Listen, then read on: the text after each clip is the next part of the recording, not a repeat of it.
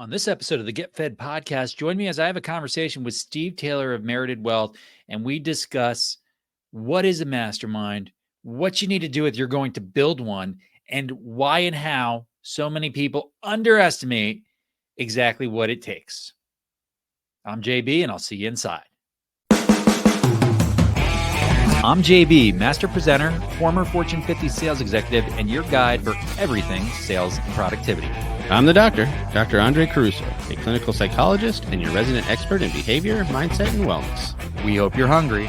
It's time to get fed by JB and the doctor. The topic today, I'm real excited to talk about it because it's something that I've been personally affected by in a very, very positive way over the past about 2 years. And I know it's something that's talked about a lot, but everyone kind of does it a little different. So the topic is really masterminds and these groups, kind of what are they, coming together, business owners, sharing best practices.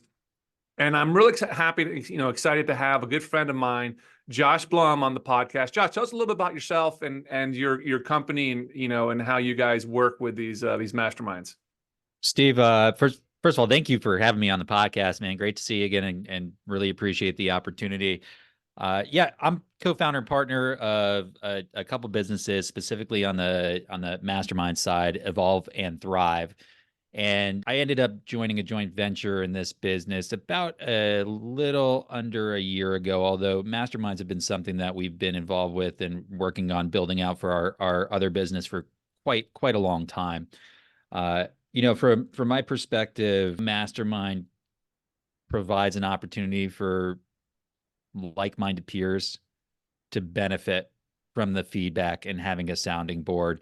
And there's a lot of need for that, which is why we wanted to launch a mastermind-esque business for a few years. So my background, Fortune 50, former sales executive, responsible for over $500 million of sales in my career, worked very closely with financial professionals, accountants, and attorneys over the years. Today, I do a whole lot of work with individuals and businesses when it comes to soft skills, human skills training, executive presence, and sales consultation. Between myself and my partners within our mastermind as a support team, we have a doctor of psychology to work on behavior and mental wellness and peak performance. We've got our primary facilitator who's got a former investment banking and private equity and manufacturing background, start to exit in a number of businesses. And then you've got myself with my skill set. And so we bring what I would call a really well-rounded support to the owners that we work with. That's great. That's great, Josh. So let's kind of unpack this and kind of, let's start at the beginning on this, because I think this term mastermind, it kind of gets thrown out a lot. And a lot of people will do it like they'll do study sessions or study groups, and they think they're kind of a mastermind. But what I've experienced and what I believe a true mastermind is something kind of different, right? It's a commitment by various parties over a certain period of time. So how would you, maybe the masterminds that you serve, right, and people that come to you and say, I'm interested in doing this, how do you, first of all, define it kind of to them and get them ready to know, like, hey, this is what it is. This is what everyone's signing up for? Man, I totally agree with you. This idea of mastermind is broad, and it can mean a lot of different things to a lot of different people. We actually don't call what we do a mastermind at all. We consider what we do much more peer advisory. So we call them owner advisory boards because we work with business owners. We're not working with, somebody in the C-suite or a professional working within a larger organization. We are working with owners, and it really is more about peer advisory from our standpoint, because there is a mastermind could mean a lot of things, but generally it can be at times very unstructured. It may or may not be cultivated with true peers. There's an accountability component, and there's a lot of shared values between a peer advisory board and a mastermind, but that doesn't necessarily make them the same thing. And so mastermind, we use when we introduce the concept to people because they've heard it and they have at least the foundation of a concept to work from. Yeah. But generally, we really try to guide them to understand that what we're working towards is true peer advisory. So on our end, it's funny. We don't feel the need for a commitment per se, a contractual commitment. And it's because the average tenure is over 6 years for people that join boards. There's really no need if you're selecting the right people and they're self-selecting, which is really what a large part of it is. And coming onto a board, you ask for a commitment to input at least a year, right? Let's do this for at least a year. We're not going to sign you to anything to do that, but our expectation is if you're believing that this is going to be a value, then you're going to want to do it. And there should be no problem with mentally committing yourself to 12 months to do something and really allow it to work for you, because it does not happen overnight. A lot of relationship forming and vulnerability needs to happen in masterminds, and that just takes some time. And it takes time for people to understand you and the type of feedback that you can receive and will take, and then the type of feedback that it could be amazing advice, but for you, it could be terrible advice because you're never going to take it. And that takes time to develop. But I love that you started with that. And I'm not sure if your experience has been similar, but the idea that a mastermind can mean a lot of things versus peer advisory, which to me it has different elements and oftentimes a lot more structure to it. Yeah. So, our experience really, started from, there was another financial advisor and who's a good friend of mine, and we've been talking for years, that in certain ways in our business, we felt, I'll use the term, a little stuck, right? Or we're not getting new ideas. We're not getting feedbacks because in our business, as you know, listeners might not know, in the financial advisory, wealth management business, there's lots of different business structures. And when you've truly, decided to set up as an independent shop, a truly independent shop, right? I won't go into the details. You can feel many times like you're on an island. And that's probably very similar to most businesses out there, right? So what we did was we tried to bring out these other, RIAs, these other true independents, and bring them together and start kind of sharing these ideas. And I love that term, peer advisory. And so in our first couple iterations of this, we brought people in where we had a meeting, they were somewhat involved, and then they bowed out.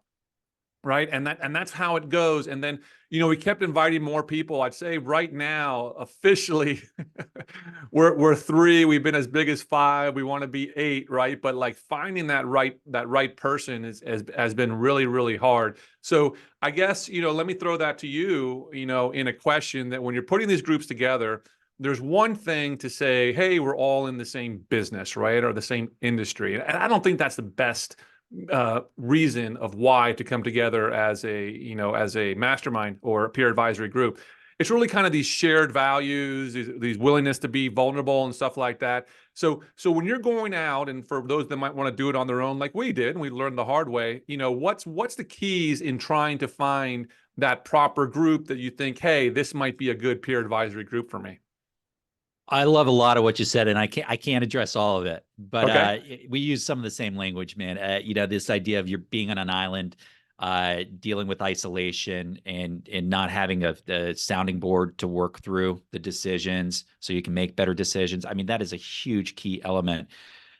It's interesting. Our belief is you don't want people from the same field, because it becomes almost an echo chamber if you're not really careful with it, because you're all coming from very similar places oftentimes. And so when we're cultivating our boards, we're very careful. I would argue there's 3 ingredients to a really successful mastermind or peer advisory board. First is having the right people in the room and being very intentional about who that is, which is what you asked, and I'll cover that. The second, to me, is having a really strong structure and process, which is what you probably are lacking very often in masterminds when people try to create them on their own. And then the third, which it sounds like you don't have, but we really believe in, is having somebody whose entire role is facilitation and keeping the group cohesive and moving forward as a unit. Coach gets overused here because, especially in masterminds and peer advisories, it shouldn't be coaching. There's really nobody who's directing the conversation and saying, I'm going to tell you how to do it.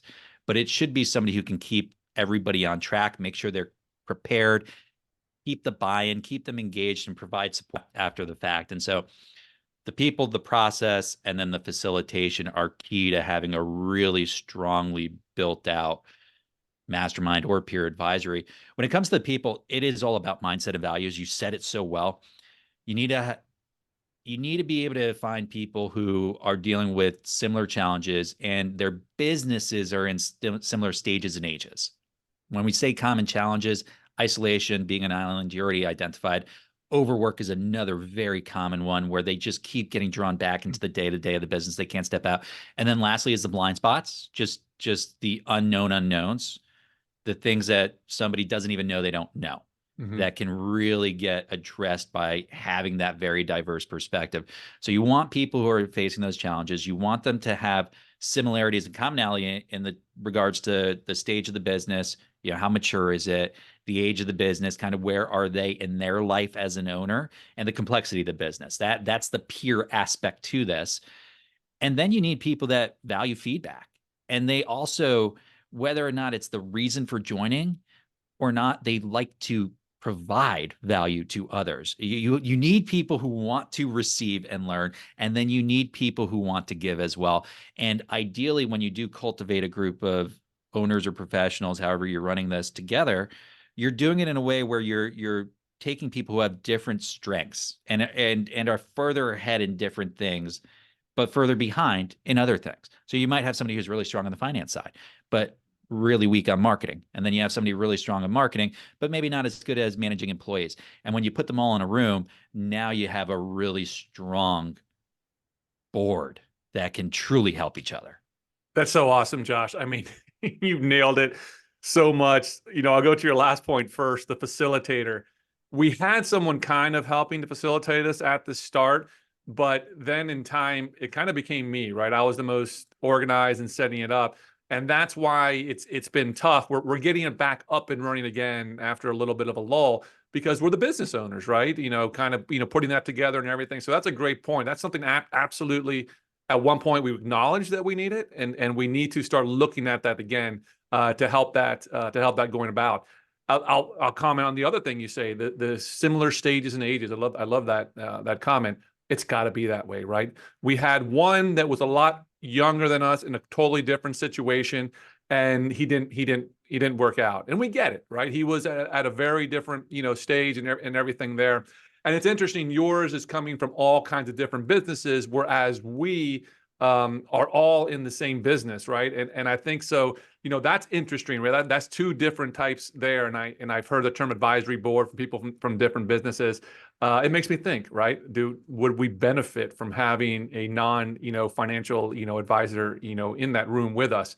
But anyway, so the most the biggest part of it that became really just transformational for me, and I think other people in the group, is that early on, we started to try to, number one, we started to, try to get a business operating system for us, all of us on. It's called the EOS system that we follow. A lot of people follow it. I'll put information out there in the show notes on that so people know. But the real big thing when this thing really took off is that first meeting where we sat down, man, and we just showed each other our numbers. And it's like, here they are, right? Good for you. That takes some real, that's real sharing right there. That's not easy to do. That was huge sharing. And we were all at different stages, right? We have some, larger practice and other practices. And it was great to be able to talk and be vulnerable like that. And it was really nice, kind of like to you point out, to having the right people in the room that no one judged. Everyone tried to be, positive. Hey, great, this, that, and the other. But a sharing like that, I find is kind of critical. I don't know if that's typical in these groups that get set up.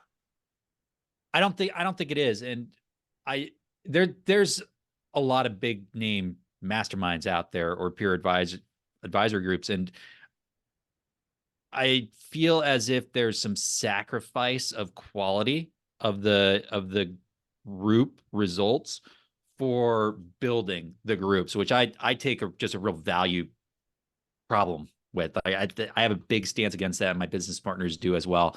And I'll just give an example. I don't believe you can be vulnerable without a whole lot of trust and a sense of security and safety.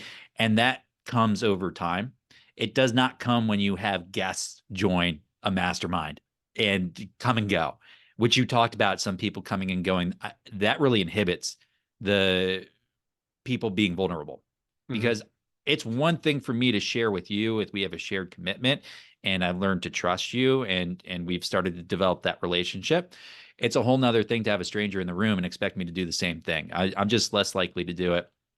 So vulnerability is one of the key components in a successful mastermind and advisory board. And it's why when you're cultivating the people to join and you're really identifying who's a good fit, there's plenty of people where it could be an absolutely awesome resource for them, but they are not the right person to have in a mastermind if you want the group to get great results.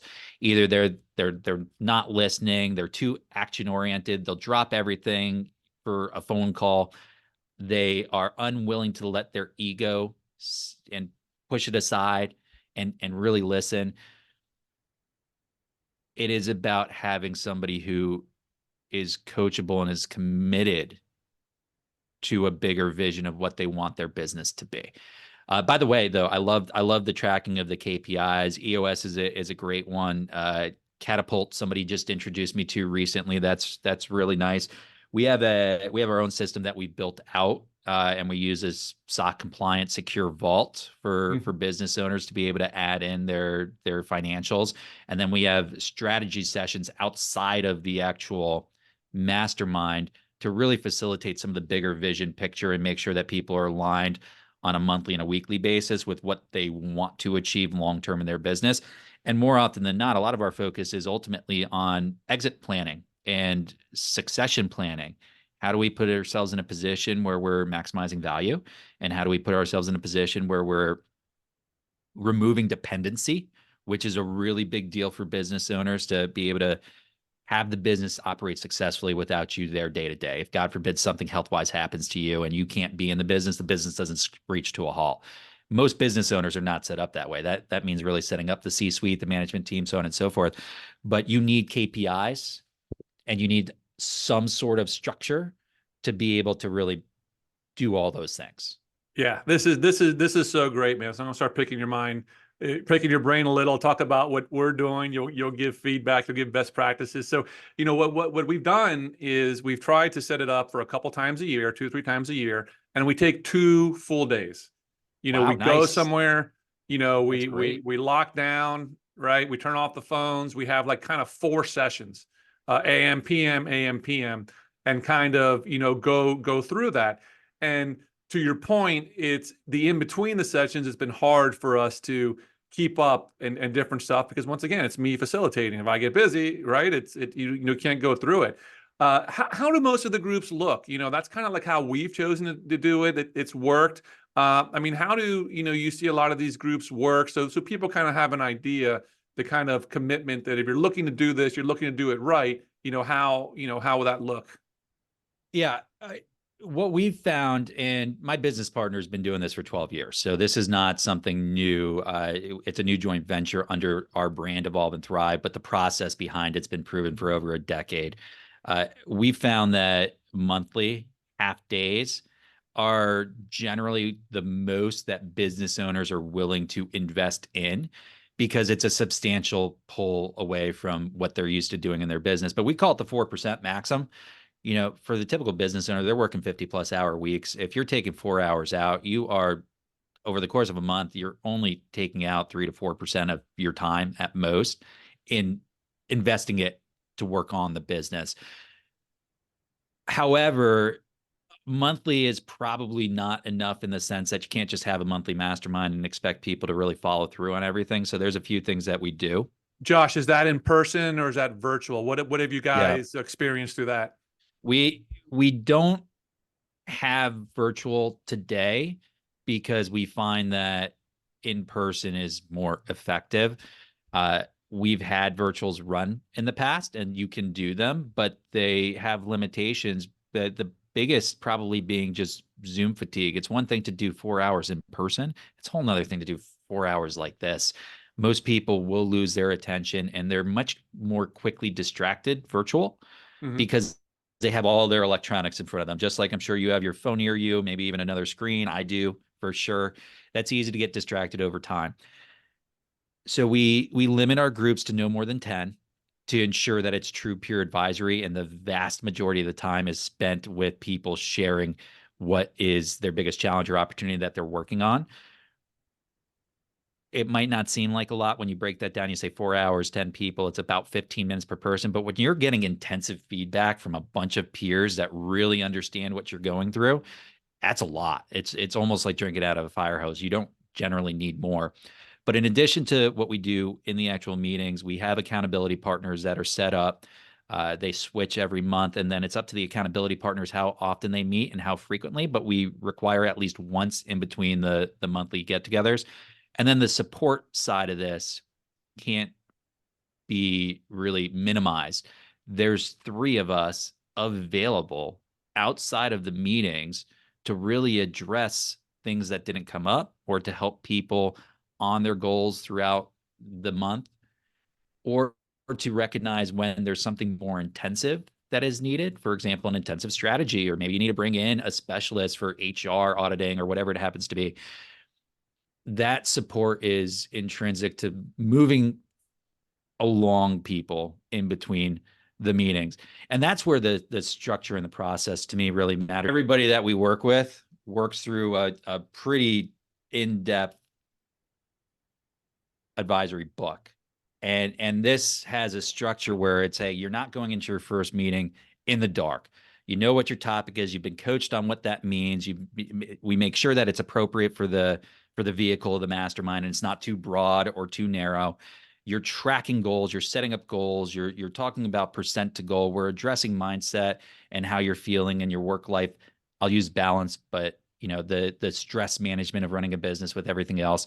Having something like this where you can really structure out exactly what's going to happen in a meeting and keep it on task is huge, not just in the meeting, but for all the time outside of the meetings. Yeah. Yeah, no, that's awesome. It's interesting, Josh, that monthly in person, I couldn't agree more. In person is vital to the process. So our little group, we're all over the country, right? All throughout Florida and different things. And so that's why we can't meet as often. And I'll tell you, I've learned other financial advice, actually our similar business, groups, some that have lasted for, a long time, that there's these groups all over the country, right? And they come together through that process, for it. And that's just kind of how ours has evolved.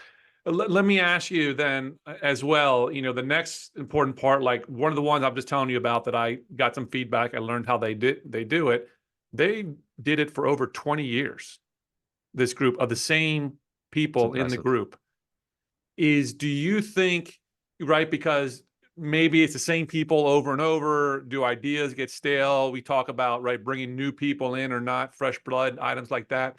What would you say is typically kind of the shelf life of one of these groups to maximize values?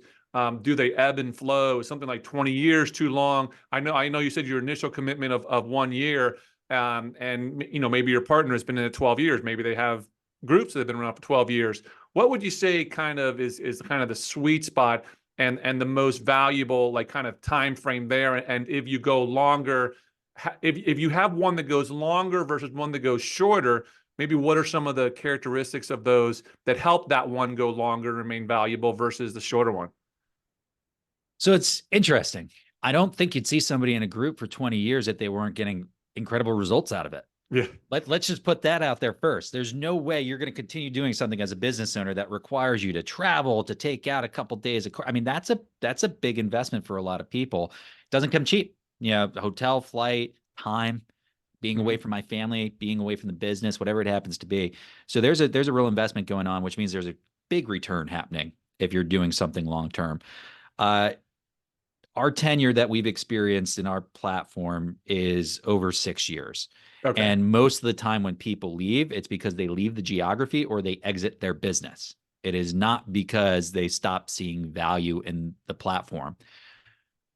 I don't know that we ever get to a point where we're immune to the risk that we deal with as business owners and these challenges. You need a community if you want to really thrive. You do. Yeah. And the stronger the community and the closer they are as peers, the more effective it's going to be. We're always going to need to see outside perspective. We could look at something and say, this is the answer. And we could be in a room with 5 other people and they could have 5 different answers for us. And because of the context that we're working through, right? The lens that we see things through, our experience and how we've learned to deal with challenges in the past really drives how we come to that decision. To be able to gain that from others, that is invaluable. That just doesn't disappear. It doesn't matter how long you've been together. You still maintain that. So I don't know that there's a recipe per se for the difference in tenure, except if you build it with the right people and you have an effective process, the results will continue to come for as long as you're involved. Now, the one thing I'll differentiate with, and I think we've already tapped on this just a bit. You can't have somebody who's 3 years in business at a couple $100,000 in revenue in the room with somebody who's at $10 million of revenue and been in the business for 30 years. The challenges, the complexity, the stage of the business, the maturity of the business, all that matters, and they're not peers. So what we do is we offer 2 different levels of boards. We offer levels of boards that are really more for somebody who's not necessarily earlier in the business, right? It's not about the age of the business, but the business itself is a certain maturity. And it maybe has never grown beyond that maturity. And it's difficult to draw a line in the sand, but we might turn around and say, well, you're a solopreneur, or you have a handful of employees that you work with, but less than 10 generally. And your revenue is probably less than 2 million. Maybe it's a little bit more, but you're not 20 million, you're not 30 million. You don't have 30 employees. You haven't been in business for 10 plus years. Right? There's definitely some ways to triage that down and say, yeah, this is a more effective board for you, and this would be a more effective board for somebody else. And oftentimes the process around that is different, right? Mm-hmm. For somebody who's the business is less mature, a lot of education around how to make it more mature and how to maybe change and shift the mindset to take on the challenges and opportunities to move the business into that direction. Whereas when you move into bigger businesses, bigger small businesses, a lot of times it's just, well, do we have the key personnel in the right positions? Have we just organically grown over 20 years and now we've got somebody who is a great technician as a COO and it just doesn't make sense? But yeah, how do we deal with that as an owner? How do we implement the full C-suite? How do we go ahead and scale to effectively capitalize on the value of the business? How do we put together a succession plan? It's just very different. So I can see it an absolute need to transition if you move from that level 1 stage, if you will, to our owner advisory boards, to what we call our next level owner advisory boards, which are just more mature businesses. That's all. Yeah. So it's interesting. I think that makes a whole lot of sense, right? And I totally get that. So in our group, right, since we're all in the same business, our revenues, I would say, especially when we started, we had some that were double the revenue of other groups, right?